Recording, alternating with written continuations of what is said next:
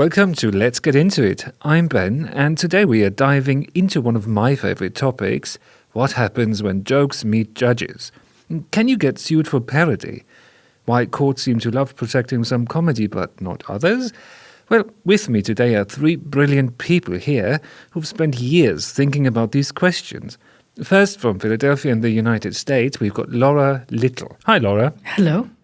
She's a legal scholar and author of Guilty Pleasures, Comedy and Law in America. She's an expert in constitutional law and the First Amendment. If you need someone, call Laura. And she has trained judges on how humour intersects with legal reasoning. In her work, amongst other things, she reflects on the thesis that judges often, unwittingly, use incongruity theory in deciding cases concerning jokes. Welcome, Laura. Lovely to be here. Then we've got, joining us from Sydney, Australia, Dr. Jessica Milner Davis. Jessica, what can I say, really? People know Jessica, but still, let me repeat, she's a world-renowned scholar of humour studies and the editor of multiple volumes on satire across cultures. She's the founding convener of the AustralasianHumour Studies Network, and she has worked with researchers and performers around the globe. Welcome, Jessica. I love working with you, Ben. It's time for you to take over from me. Well, succession plans. Didn't think about that for this podcast, but there we go. And finally, last but not least, we've got our Dr. Mark Rolfe with us here. Mark, nice to have you. Good afternoon, Ben. Oh, Mark is a political historian and commentator whose work traces the cultural life of satire in Australian democracy, populism and public discourse. And with that, that's it. Let's go. Got lots to cover. We're going to have 4 different things we talked about, and full disclosure, that was kind of the thing we prearranged. We're going to talk first about regulating the laugh, law, libel and laughter. The second thing we're going to have a chat about is the comedic citizen. Third, we have the anatomy of a legal joke. And fourth, we'll end with jokes without borders. Ready to go? Ready to go. Well, enthusiasm, Jessica, are you ready? And Mark, are you ready? I'm ready. I'm ready on the law as well. I've watched all the seasons of Law and Order, so I'm prepared. Boom, boom. All right, there we go. There we go. That's exactly what we need. So let's get right into it. First topic, regulating the laugh. So let's start about this thing where things get a little tense, when humour bumps up against the law sometimes. So defamation cases, obscenity charges, questions of hate speech, when courts are often asked to decide was this just a joke or was it something a bit more harmful?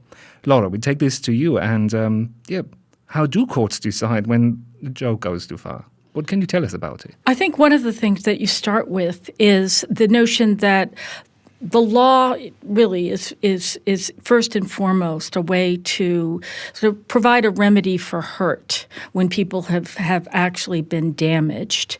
So probably the most obvious type of humor that courts tend to readily regulate is humor that in fact inflicts some kind of harm.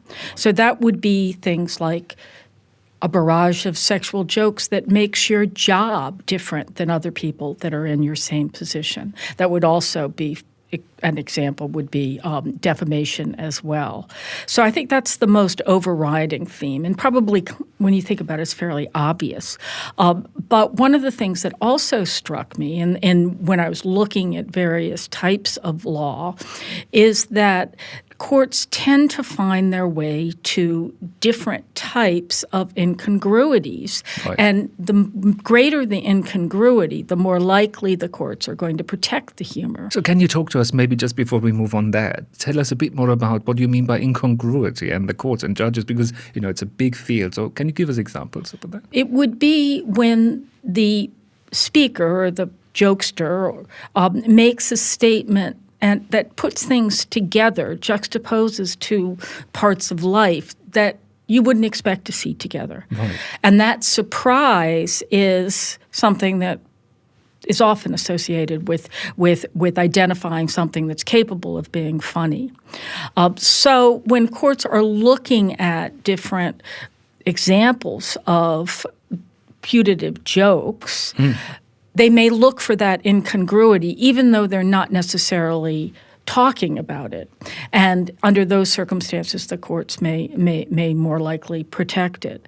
Another example, which is in fact has elements of incongruity, is that at least in the United States, courts love parody, and they'll go out of their way to protect something that can be identified as parody. Right, and with that, Jessica, if I might just take it to you there, why do courts love parody and satire? And this is just an American phenomenon. What do you think? Well, I don't think they do love satire. But so we've got to distinguish first between parody and satire. And picking up on what Laura says, I'm taking from what I know, which is I'm not a legal expert, but I have written on this question of constraints around humour, that the more obvious it is that there's a distance or an unreality, if you like, about the humour from real life, it's easier for the judge to say, oh, yes, that is clearly defensible, that is clearly funny. With parody, the attraction and the ease of defending it is that it's defined by its form. A parody rests on the shape, the feel, the words, the music of an original. So if you can demonstrate that there's the original and there's the parody, even a judge, may I say that, Laura? Even a judge can say, oh, I understand, I get the joke. Like they were stressing, even a judge. All right. But I mean, that's exactly to me, it's a super interesting point about how nuanced does this all become, because the stakes are quite high, Laura, aren't they? Like you're in front of a judge, you're arguing this case. The stakes are high in terms of the damages you can pay in particular. I've seen breach of contract cases, the high-level breach of contract cases, where the issue is, well, was the utterance that came from the person that was supposed to have accepted the contract, was that just a joke or was it a parody? Likewise, in trademark infringement, where there's a lot of money on the line, if in fact the judge can identify it as parody, both under the statute, U.S. trademark law, and the United States Constitution, it's deemed to be something that's protected. It's shrouded from any sort of liability. So, and how many times have you come across that kind of legal situation? The trademark cases, if you ever get bored, they're fabulous entertainment. Right. They're legion. There's hundreds of trademark cases in the United States dealing with the parody defense. Might I ask you to offer one example, if you have a good one, a juicy one for us? A juicy one. You want a juicy one? Yes. Is that what you asked for? Okay. So one of the juiciest ones I can come up with is a parodist or a putative parodist that created a product using the General Electric mark, the G and the E with in script with the which circle is like around everywhere. It. It's a massive company. Yeah. But General Electric has worked very hard to create this trademark, and it has value, right? That that in fact it may be a quality product, if nothing else. And this particular parodist had used that mark, and instead of underneath it saying General Electric, it said Genital Electric. Right? And the court evaluated whether this was a parody or whether or not, in fact, this could be confused with something a consumer would believe was manufactured by the same company that manufactures washing machines. But maybe it's a line of grooming and whatnot down there. Who knows? We don't know. So I'll leave to your imagination what the particular product was. It did have a vibration quality to it, I'll put it that way. And the court decided that there's no way that the maker of – General Electric also makes fighter jets. The maker of fighter jets, as well as dishwashers and very wholesome household equipment, could have be interested in marketing. They couldn't be this. confused. Right. Vibrating fighter jets, might give them ideas. We never know. Yeah. But with that, let me just maybe quickly rope in Mark in this. And Mark, so quality product, satire, and American culture, right up your alley. It is. Look, I was going to put to Laura a little in my best court voice. What I was thinking while you're talking was the complexity that you're describing of the courts and free speech and defamation, which is necessary. But meanwhile, we live in an era when humour, especially comedy, is considered to must have absolute free speech. And its political correctness gone mad if it's restricted. No, everybody thinks about individual freedom or liberty in this regards, but they don't want to generally think about the complexities of free speech, defamation law, or the old justice I'm trying to think of about, he's saying about shouting fire in a theatre. These complexities are often lost. You're absolutely right that free speech law is hopelessly confused. It's so complex. But it's also true that it's inconsistent. Right? Particularly in today's world, when you look at what our government is saying is free speech and how there's a double standard in terms of whose free speech we're talking about. But you will see strident positions when it comes to free speech in the United States, and I think an example would be hate speech. Hate speech is constitutionally protected in the U.S., so that, in fact, it can be punished only if it puts the object of the hate speech in immediate fear of bodily injury.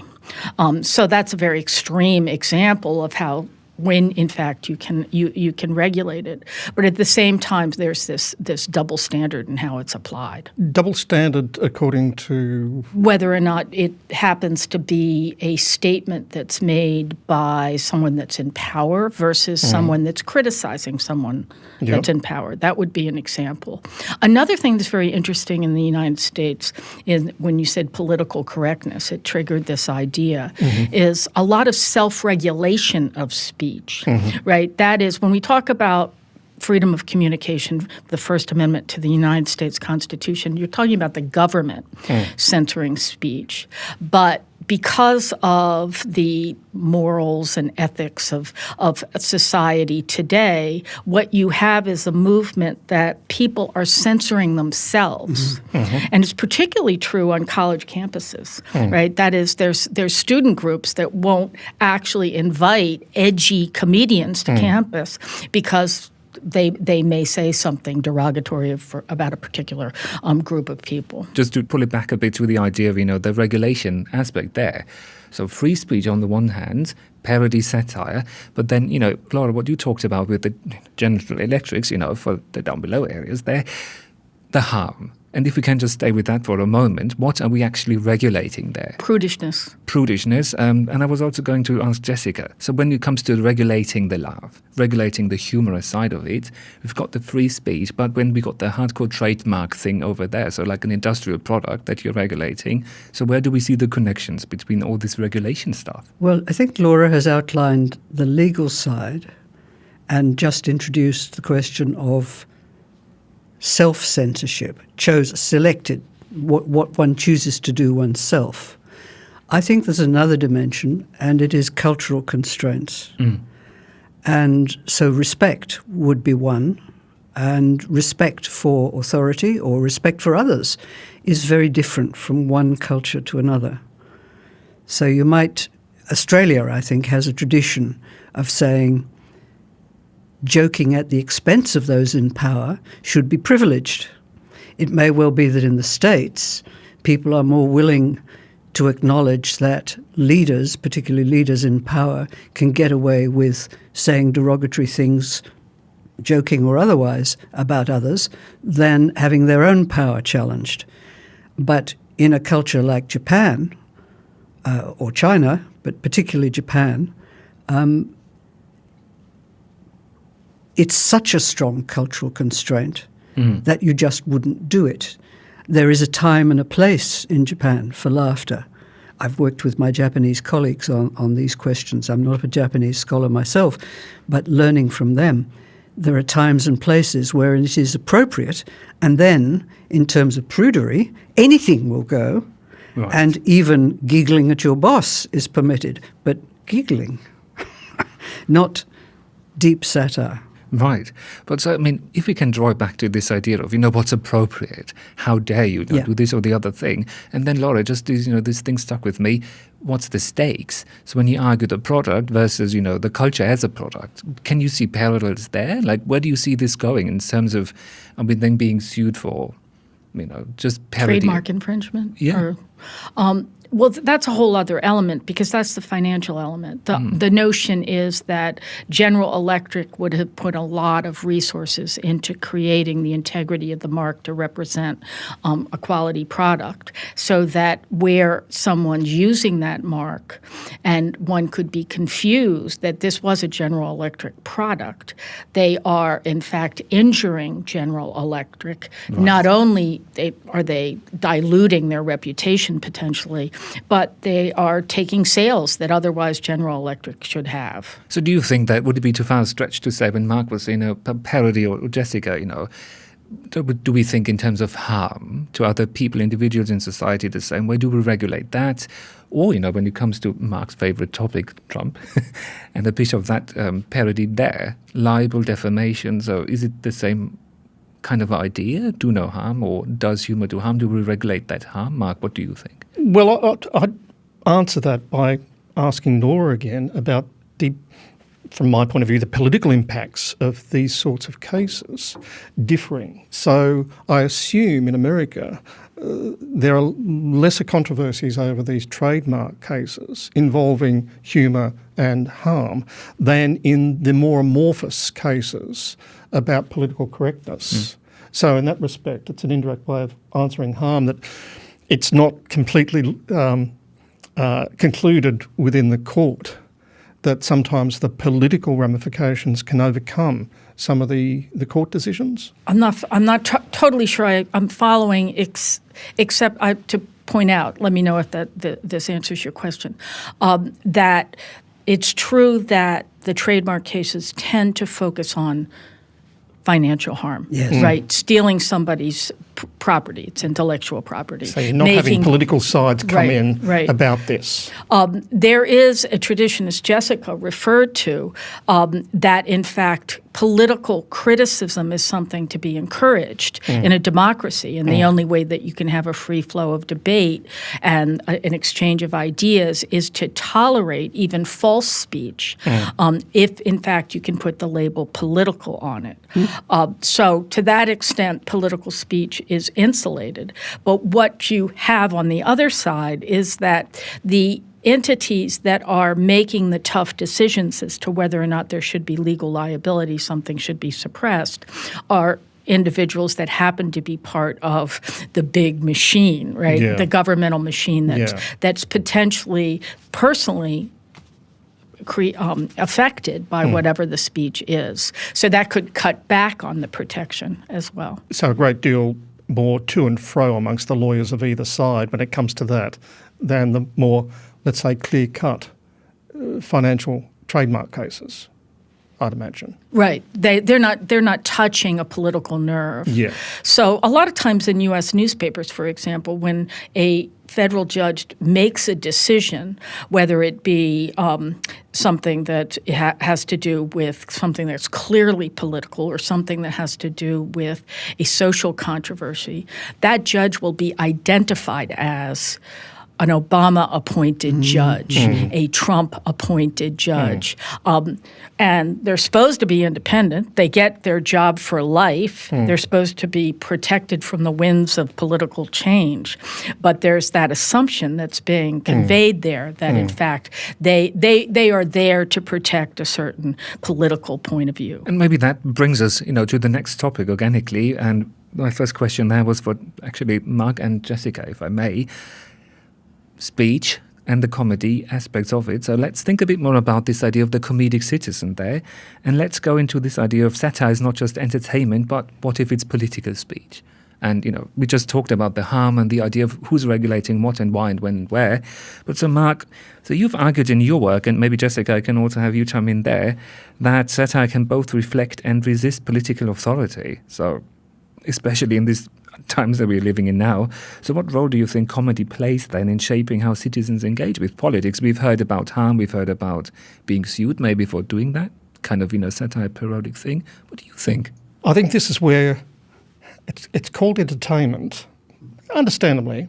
And what is less noticed is how it's persuasive. Now, frequently we think of persuasion as changing somebody's point of view, changing their mind with political speech. But the thing about political humour is that it can reinforce beliefs. And the entertainment aspect, it's almost has the Mary Poppins effect, the little bit of sugar making the medicine go down. In this case, though, it's a long-standing medicine. I'm particularly thinking of the stereotype of politicians, which has been around 300 years. And it's generally accepted in Australia and England and America over that time that politicians are fair game for our humour, that they deserve it. They're all lying, corrupt, self-seeking so-and-sos and all that sort of thing. And various different persuasions can unite around that. And it's so accepted that, as I say, we think they deserve it, regardless, even though we can think of that sort of humour being harmful to other groups. When it comes to politicians, no, it's not harmful, it's their dessert. So I think in that respect, we tend to forget the role of stereotypes in humour and the powerful one of the stereotype of the politician. He says and points to Jessica. Yes, well, he's kicking it to me because I've been writing about stereotypes and their useful role in humour. My view about stereotypes in humour is that they're used because they're such invaluable shorthand. Yep. You know, they create an immediate bond between the humorist, the person who is joking, whether a satirist or a more kindly humorist, and the audience. We all know, we all accept this is the canny Scots, the trademark in its own right. Yeah. Sorry? A trademark in its own right. And the trademark. Yeah, and the trademark. I'll come back to the trademark in a moment because there's an Australian case on that which is really interesting. I think they're useful. And they're certainly used in humour because they're useful. It's also true that they can be damaging. Oh, look, yes. I don't disagree with you. Stereotypes can cut both ways. They can be positive or negative. They can be fair or unfair. You can't avoid stereotypes because you can't avoid generalisations about groups of people. And also because you drive for the simple truth. The world is so complicated around us, and a stereotype is just a quick, clever, easy, simple summary. Right, good, got that, let's move on to the next thing. And particularly for a population that, for the most part, is not as interested in politics as you or me. And that's fine, that's good, because you have a stable political society where you don't have everybody up in arms about politics. If you do, there's something wrong with society. So there are lots of people who are more interested in sport than politics, and that's fine. And having that shorthand of the corrupt politician is an easy way for them to grab on to some issues or to think about politics, particularly when it gets closer to elections. I would say that you need more than that in your knowledge of politics. I would hope there would be more at times, but I'm not going to use that against the population generally. I think it would be good if there was more understanding and knowledge, but hey, that's political life. I think the point is that, and you wouldn't disagree with this, the stereotype of the corrupt politician, the self-seeking, the up himself or herself politician, is actually based on a good deal of reality. No. There are a lot of politicians like this. No. He's smiling. And for the record. And the lying politician, actually our politicians lie less than we think because a lot of people confuse breaking promises with lying. Okay? Oh, that's a good point. Or they think that politicians are the most prominent liars when, in fact, they're very prominent in the media and they've got to be very careful about their lying because they will be caught out later on because it's on tape. So that's why you find a lot of prevarication from politicians and beating around the bush, which we also condemn them for. Yeah. But word salads. Yes, because they're quite aware of the fact that they've got to be careful in the modern media age. But it's surprising how many of them still go ahead abusing their expense accounts and doing all kinds of things, knowing that they probably will be caught out, but apparently it doesn't. But that, Jessica, it doesn't... Sorry. It goes back to this idea of... as you were saying, stereotypes, they are these shorthand things and they've become so valuable because we're in a hyper-mediated society and people are being bombarded by news and information left, right and centre. So people know, this shorthand version of the truth about the politician or whatnot it's very valuable. So really, a stereotype is like a trademark. Right. We should trademark it. It's got value. Right. But don't you think, and this also goes to Laura there, the question really is, because politicians are very aware of what that stereotype about them is, so they can also trade in its value. So it's not, I mean, sometimes, particularly in the humour stuff, we talk about the binary oppositions, good, bad, the moralising here and there, but there's different forms of how the public, politicians, all of those different spheres receive these things and use them. I mean, Laura, in your case with a trademark, I had assumed that General Electric, they love this stuff because, the promotions, just if word gets out, this is giving them free promotion and associating the product with sexuality, particularly in a society like America. Why not? So to me, just the question now comes up again and again, where's the harm? How would you define that? So I wanted to pick up on a point that both Mark and different points that Mark and Jessica make with respect to the trademark and with respect to the idea that, in fact, even though it may on one hand sully or appear to sully the reputation of the object of the trademark, at the same time they can benefit. And I would say that most people in the U.S. who have paid any attention to the matter, have come to the conclusion that Donald Trump and the news media have very much a codependent relationship with each other. That is, as much as the news media may give Donald Trump bad press, it puts his name out there. And it goes to the adage that it doesn't matter what they're saying as long as they're talking about you. And at the same time, Donald Trump gives the media all the raw material they could ever want for comedy and other types of communication. Right, and goes, Jessica, if you'd like to maybe revisit that point a bit more, it goes to your point about what is it that we're doing there. One of the things that rises to my mind is in Trump's first term, please comment on this, Laura, and Mark, satirists were saying, I can't satirize him. He is unsatirizable because he is so bizarre, so extreme. I haven't heard that this second term because there's so much going on, which is in fact open for satire. What has changed? Anything or nothing? Well, I think the second term is the result of really years and years of planning in terms of how to change U.S. society. And Trump, it seems to be very much listening to a very limited set of advisors that are trying to implement this agenda in a very short time because of our election cycle. And there's so much what appears to be distraction going on that there's almost no time to satirize, right? There's this issue, and then over there's another issue, and from above the next day there's yet another issue, and that's sort of keeping the media together. And I mean, Mark, before we get to you there, Laura, Trump as Pope. We've seen the image. Mark forwarded me that, or I forwarded him anyways.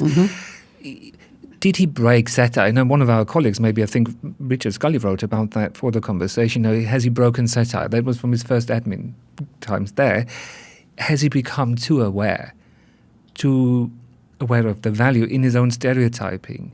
Because he now posts stuff, the White House account retweets it about Trump as Pope, or he just did this thing about Bruce Springsteen commenting on his administration. Then there's an AI thing out there with Trump playing to studio crowds dressed in the American flag.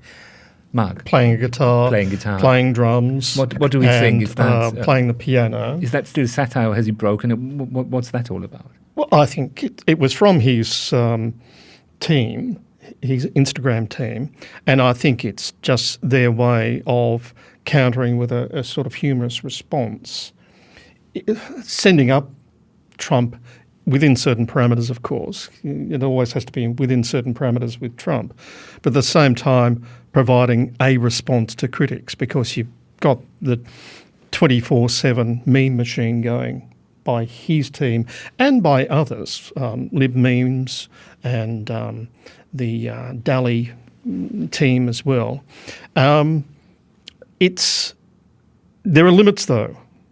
And when it came to the Pope meme, there were criticisms from Christians on the right of America.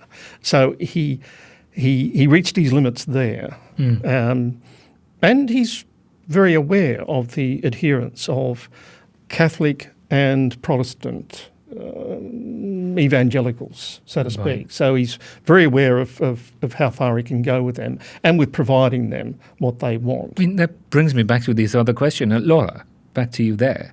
If the Catholic Church decided to sue Trump over, this trademark violation, would they have any chances in court? Well, it's not something that's trademarked, so he wouldn't have a trademark violation.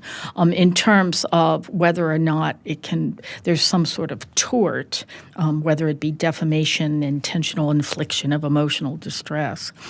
I suppose that in fact, anyone with the filing fee can sue, right? So that's the easy answer to your question. But do you mean sue and win? Right. I think it's unlikely that they would win because, in fact, he's it's within the realm of something that's not believable. But I agree with the fact that there's times when, in fact, anybody goes too far, and he hit a nerve. He obviously hit a nerve with the Pope. He hit a nerve with taking on one of our most iconic musicians of our time, and when that happens, he tends to back out. So, and these are cultural constraints, really. They're not legal constraints. Are they? That's correct. I agree. Yeah. And along those lines, and maybe let's move on to the next topic, which is about the anatomy of a legal joke. And Jessica, because you were nodding, I was laughing at these ideas, but so why do you think,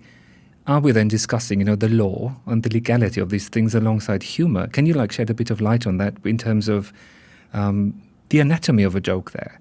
And what makes that kind of joke different from, let's say, Trump as Pope, with a joke that, in front of the courts could actually be a legal issue there? Are you asking me about judges using humour or jokes about judges? Or, for instance. For instance. The anatomy of a joke and the law. I'm not really quite following, Ben.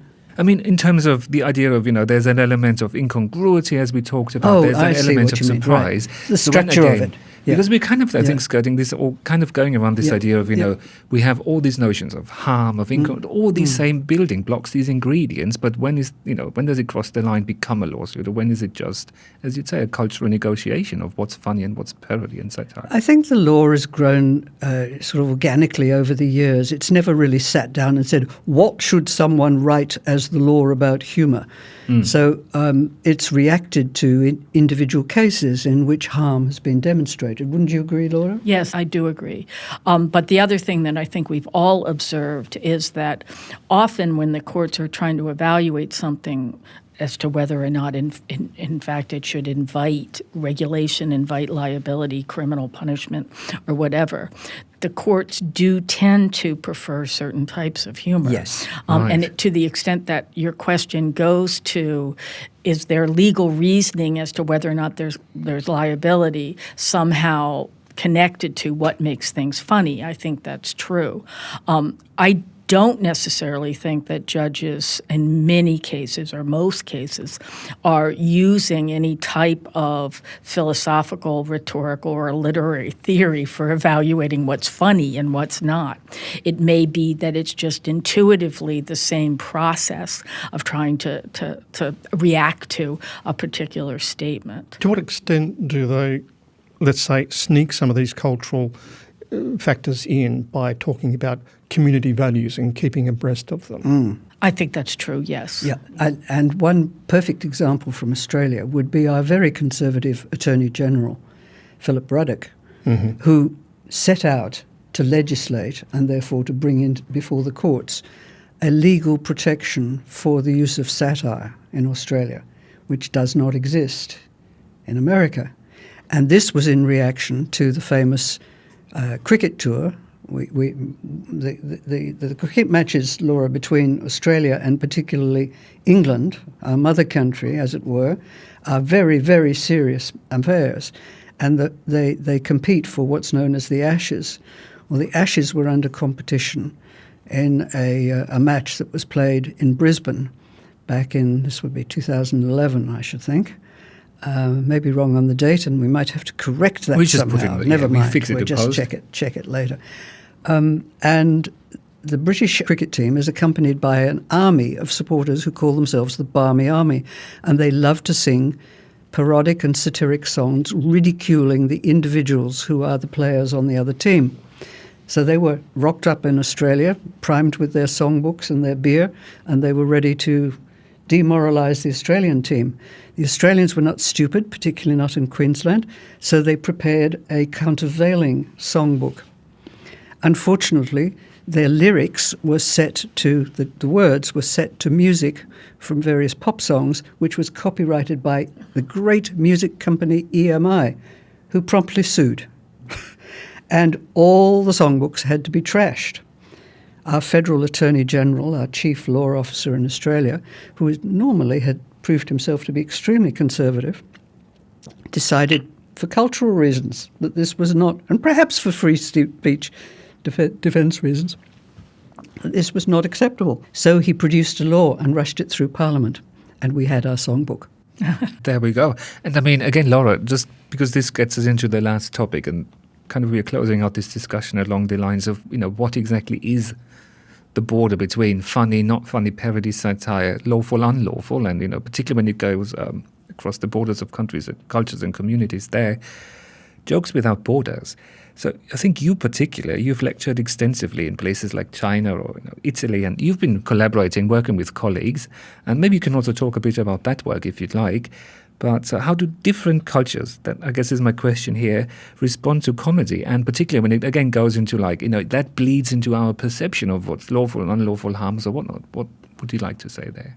One thing that my overarching observation is that there's certain components of culture and morals and history in different cultures that inform whether or not something should be regulated or something shouldn't. An example from China deals with puns. There are puns in obviously other cultures, but it seems to be a dominant mode for humor in China. And I understand that that has a lot to do with the fact that the Mandarin language is tonal, and it lends itself to some very funny, juicy puns that you need a fine-tuned ear to pick up on. And that enables the connection between different people, as jokes often do.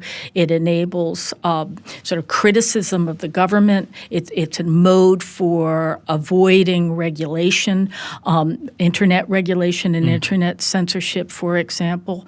And I know that at one time the Chinese authority actually issued an edict that puns would not be tolerated, particularly on the internet. And you would not see that in the United States, for example.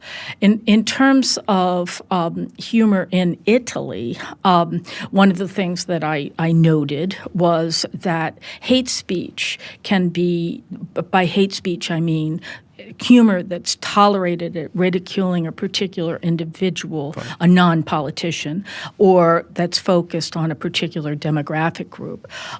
That's heavily regulated under Italian law, but as contrast to the U.S., hate speech is constitutionally protected, so that we do not have that kind of focus on what I would call a dignitary interest. That is that other societies, particularly European constitutions, European societies, tend to put human dignity as a primary value in determining whether something should be regulated or not. And for whatever reason, the framers of the United States Constitution did not include dignity as part of something that's one of our primary constitutional values. Right, and with that, Jessica, Mark, if you'd like to add that, because I think that's super interesting. Again, the notion of, what's the cultural value of the things that then are being harmed. So it is that really interesting cross-sectional thing there. Jessica. And it also governs reactions. So the big problem today, if you like, is that the media's reach is so wide through the internet. So cross-cultural communication is happening whether we like it or not, whether we intend it or not, whether we wanted it to or not. And this makes life very difficult for people like cartoonists and professional satirists, but it also means we as individual human beings have to think, who's in our audience when we speak? Who's in our audience when we laugh? And cultural sensitivities are easy to disrupt, easy to offend. Yes, taking that point. Easy to offend in a globalised age of instantaneous media going across the world. So there are all sorts of different audiences with different cultural values, obviously. The complexity, though, is that on the one hand you have instant outrage. Yes. Instant outrage occurring across the globe. One can think of the Danish cartoons episode of 2005 and a variety of other instances since then. On the other hand, though, it's the complexities of free speech in courts along the lines that Laura's talking about, and of specific communities in relation to community values that I was mentioning earlier, that we get the complexities of free speech worked out on an ad hoc, case-by-case basis. In other words, that's the complexity that a lot of outrage monitors, outrage promoters, don't want to focus on when they get into spluttering splurges about free speech. They want to concentrate on the outrage and turn it into a partisan fight between the left or the right, and one party is perpetrating terrible authoritarian thought police, totalitarian impositions upon our brains. Oh, he's getting heated. But on the other hand, it's the more mundane areas of working out in each community where free speech is actually discussed. But, Mark, one might say, and we've been working One together, might say that this makes it really, really hard and very complicated to research this stuff. So, through the three of you then, what do we tell people? How do we then research these things, work on these things?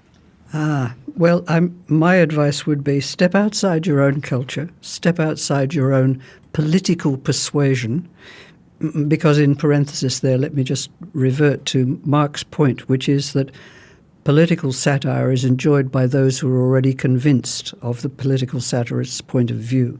Yes. It reinforces, it does not take down the other side. And that is part of what gives rise to the kind of outrage that Mark was elegantly parodying here in the studio on the other side of the table just now. But step outside your comfort zone. Learn about the cultural conventions that exist elsewhere, the political views that exist elsewhere. That's when you'll be able to see back into your own world and your own cultural assumptions and your own political beliefs.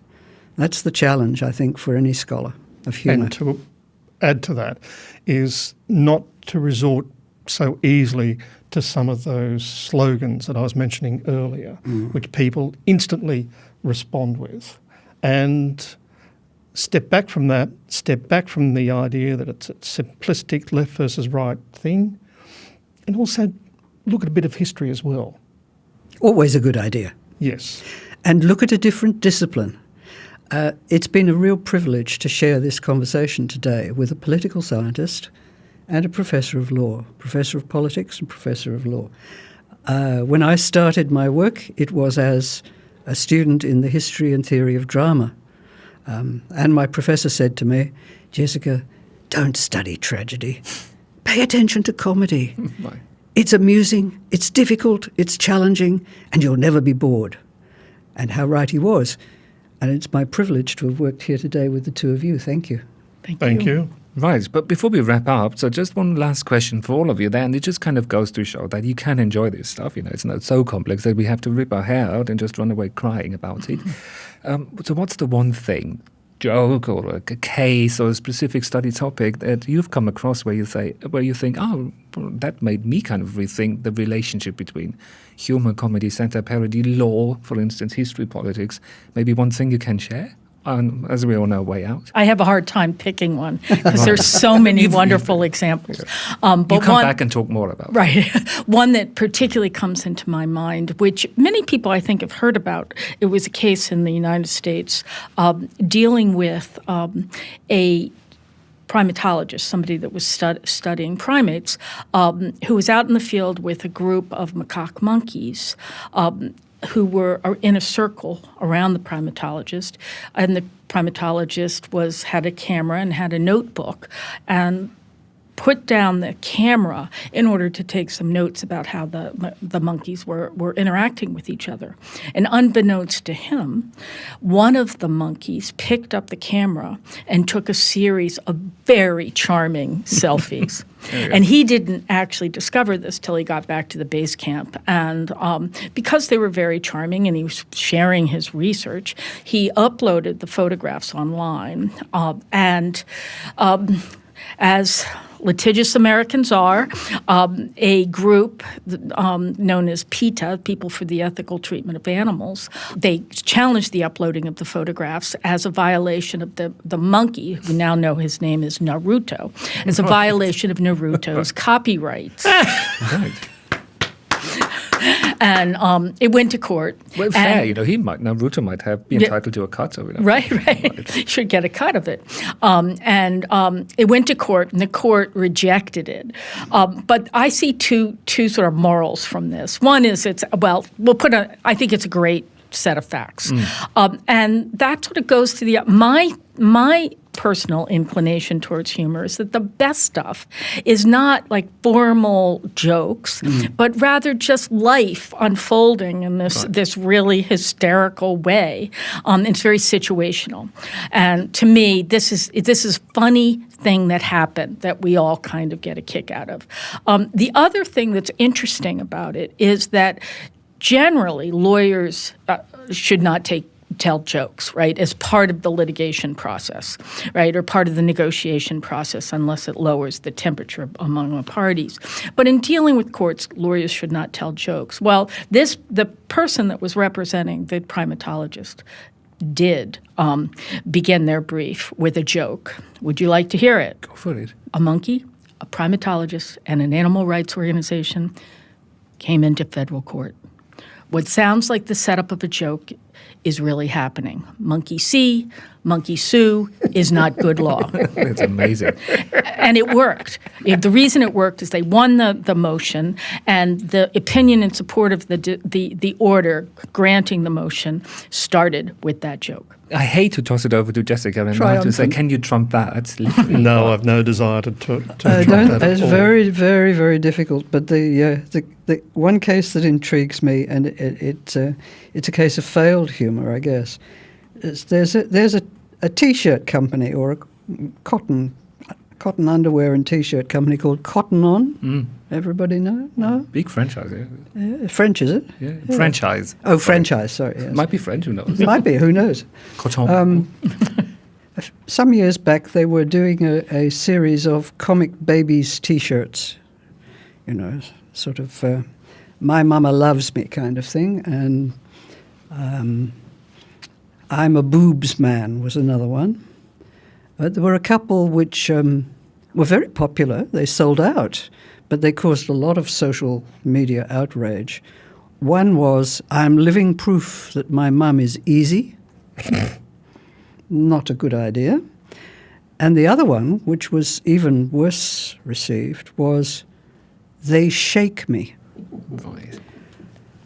It was at a time when everybody was Not getting respect. very upset about, child Yeah, abuse and child yeah. exploitation and so on and so forth. And the company was desperate to keep selling these things because, as I say, they were making a lot of money. But not the backlash, the outrage was such that deep apologies, and they were eventually withdrawn, the lines. Mark. No, I'll leave it there. Well, he's a clever person. He knows when he's beat. Yep. And with that, I just would like to thank you so much for your time today, for coming here. And this has been the first episode of Deep Cuts, where we go really deep and see if we can cut away on a couple of these bigger topics that come up all the time in society. So this has been our guest, Professor Laura Little. Thanks very much, Laura. May I make a plug for a website that I was going to say, anything you have to plug, go for it. a friend of mine and a colleague, Alberto Godioli, and I created, and check it out in terms of law and humor for HUM, FORHUM, one word, .org. Terrific. We're going to post everything in the show notes, so if people have anything they'd like to add, please let us know, and we can also forward stuff. And Jessica, anything to plug, and also any last concluding remarks from you there? My concluding remark is to say thanks to our Director of Research. This is a novelly created and innovative position that Ben dreamt up and wished to occupy, and it's because of him that these broadcasts are happening. The Australasian Humour Studies Network is proud of its work in being open to all disciplines, open to all cultures. We are primarily for Australia and New Zealand. That's the technical definition of Australasia, I believe. But we're very open to Asia in particular, and of course to others. And Ben, I think we're going to hear from Laura's colleague Alberto Gordioli from the University of Groningen in the Netherlands later on in the series. And Jessica, what should people do also with the newsletter? Well, they should go subscribe. Perfect. So we will put the link for the AHSN and its Humour Studies Digest, which regularly carries notices from Hum and many other interesting events. Mark, you're the last one. Bring it home. That's all, folks. Laura, Jessica, Mark, who knew monkey selfies could teach us so much about copyright law? Links to everything we've mentioned are in the show notes. I'm Ben, and we'll be back soon to get into it.